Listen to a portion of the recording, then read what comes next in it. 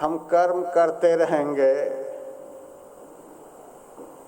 हम दिन रात कर्मों में लगे रहेंगे, तो भजन कैसे होगा?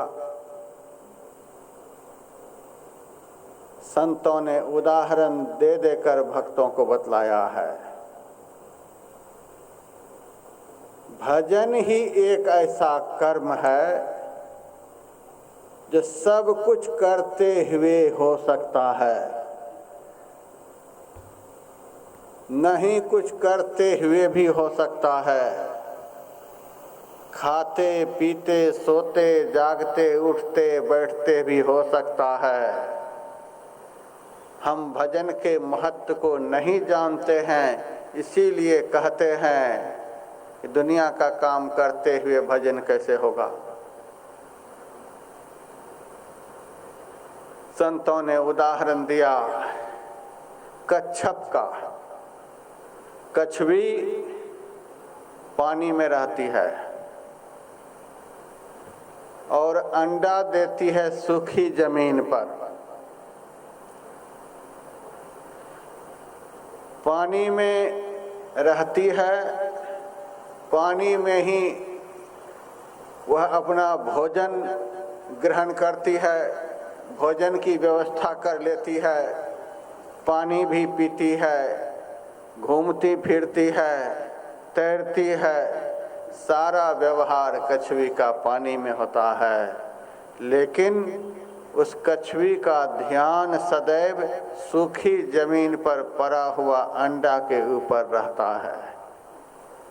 शरीर पानी में, सारा काम हो रहा है पानी में, लेकिन ध्यान रहता है अंडे के ऊपर।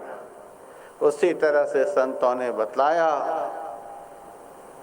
सारा व्यवहार संसार में रहकर करो, परिवार में रहकर करो, लेकिन अपना ध्यान सदैव जो सही में तुम्हारा अपना है उस परमात्मा में लगाए रहो।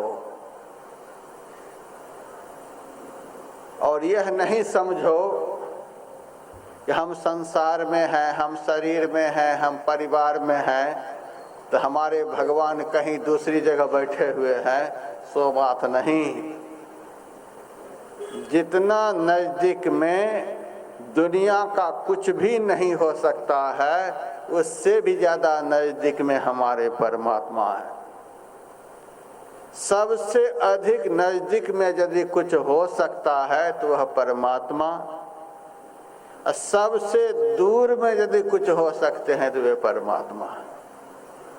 अज्ञानियों के लिए, निकम्मे लोगों के लिए, आलसी लोगों के लिए, धर्म विरुद्ध आचरण करने वाले लोगों के लिए सबसे दूर परमात्मा। सृष्टि का अंत भी हो जाएगा तो भी उनको दर्शन नहीं होगा।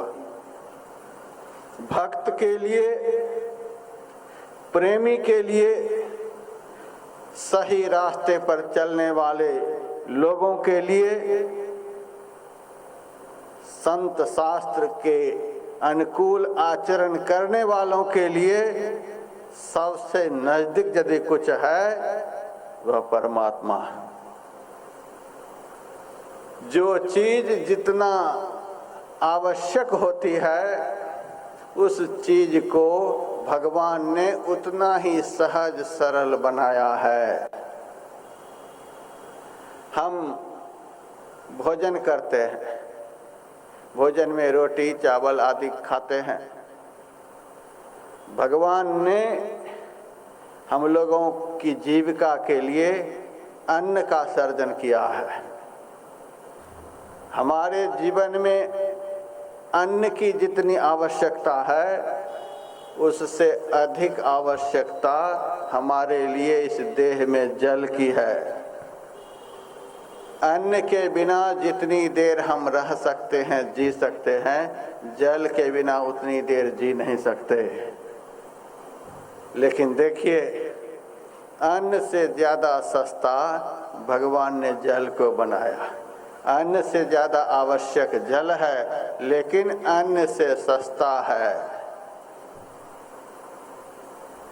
जितना समय जितनी देर हम जल के बिना जी सकते हैं, रह सकते हैं, उतनी देर गर्मी के बिना नहीं रह सकते। भगवान ने अन्न से भी सस्ता जल को, जल से भी अधिक सस्ता गर्मी को बनाया है। सूरज का प्रकाश है, गर्मी मिलती है, हमें उस गर्मी के लिए सोचना भी नहीं पड़ता है, कितना खर्चा लगता है। गर्मी से भी ज़्यादा आवश्यक है हवा। जितनी देर गर्मी के बिना हम रह सकते हैं, उतनी देर हवा के बिना नहीं रह सकते। हवा के लिए तो कभी आदमी को सोचना भी नहीं पड़ता है। सूरज तो कभी बादल में छिप जाता है तो आदमी कहता है कि सूरज भगवान तो बादल में छिप गए, उनकी गर्मी का अनुभव नहीं होता है। लेकिन हवा के लिए तो सोचना भी नहीं पड़ता है। हवा अग्नि से भी ज़्यादा आवश्यक है, लेकिन सुलभ अग्नि से अधिक है। हवा से भी अधिक आवश्यक हम लोगों के लिए आकाश है। आकाश कहते अवकाश को, शून्य को। यदि हमारे अंदर में अवकाश नहीं हो तो हवा लेंगे कैसे? हवा भीतर जाएगी कैसे? हवा के बिना तो हम एक क्षण भी नहीं रह सकते।